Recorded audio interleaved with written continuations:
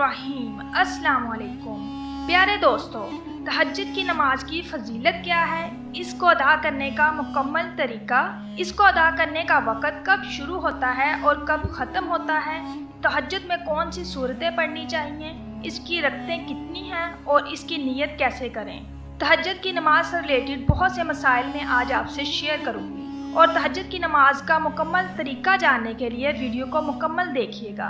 तो प्यारे दोस्तों, पहले हम तहज्जुद की नमाज की फजीलत के बारे में जानते हैं। तहज्जुद की नमाज अल्लाह ताला की लाडली नमाज है।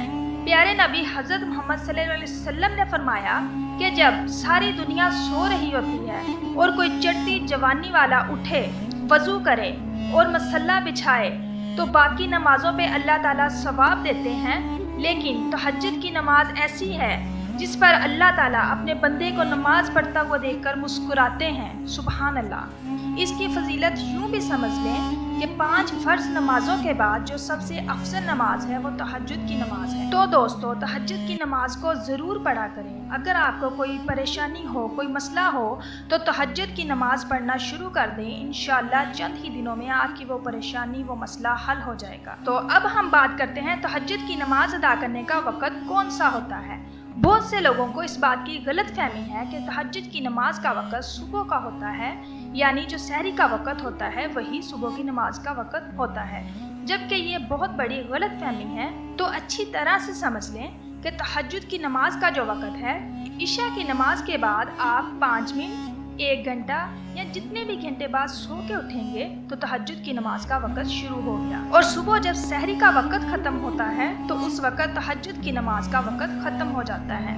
यूँ तो नमाज का वक़्त इशा की नमाज पढ़ने के फ़ौरन बाद शुरू हो जाता है, लेकिन इस नमाज को अदा करने का जो अफजल तरीन वक़्त है वो सुबह सहरी का वक़्त है, क्योंकि इंसान उस वक़्त सोया होता है और गर्म बिस्तर को छोड़ना बहुत मुश्किल होता है। उस वक़्त इंसान अपने नफ्स को कुचल कर गर्म बिस्तर छोड़कर वज़ू करता है और तहज्जुद की नमाज अदा करता है।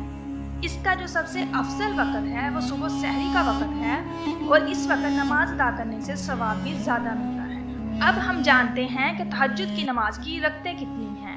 अगर वक़्त हो तो कम से कम 4 रकतें पढ़ें और ज़्यादा से ज़्यादा आप 12 रकतें भी पढ़ सकते हैं, लेकिन अगर वक़्त बहुत ही कम हो तो 2 रकतें भी पढ़ सकते हैं।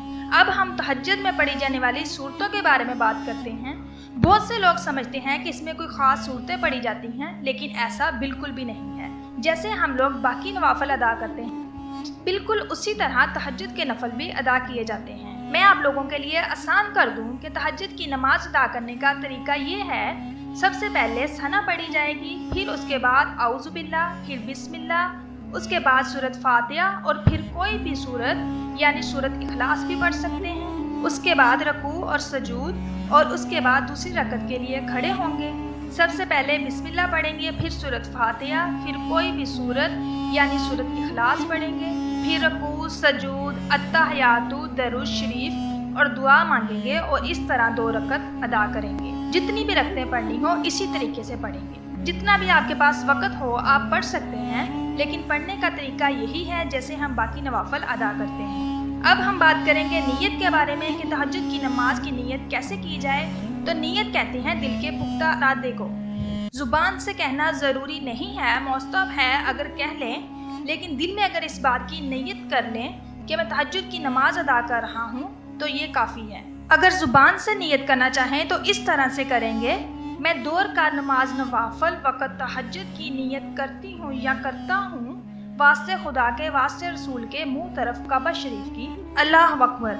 अगर ज़ुबान से नीयत करना चाहें तो ऐसे कर लें, वरना नीयत दिल के पुख्ता इरादे को ही कहते हैं। और ये था तहज्जुद की नमाज अदा करने का मुकम्मल तरीका। तहज्जुद की नमाज की बहुत फजीलत है, इसे अदा करने से अल्लाह ताला का कुर्ब हासिल होता है। अगर आपकी कोई दुआ कबूल नहीं हो रही तो सुबह सहरी के वक़्त उठें, तहज्जुद की नमाज अदा करें और वो दुआ मांगें, इंशाअल्लाह अज़्ज़ व जल ज़रूर कबूल होगी, क्योंकि ये कबूलियत की घड़ी होती है। मेरी अल्लाह ताला से दुआ है कि अल्लाह ताला हमें ये नमाज पढ़ने की तौफीक अता फरमाएं और हमें दिलों का सुकून अता फरमाए। आमीन सुमा।